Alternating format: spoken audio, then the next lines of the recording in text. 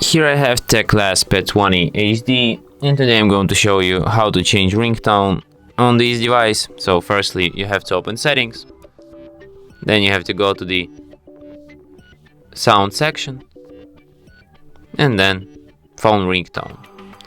You can select one of these suggested ringtones. You can set like for none of the ringtones, or you can just add your own ringtone here by selecting the audio file from your tablet's memory. But as you can see, I have no audio files here, so I just have to select one of the preset ones, and I guess I'll just select my all-time classic favorite banger ringtone.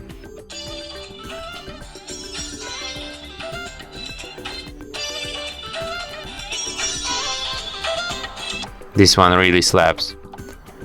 And that's it. Thanks for watching.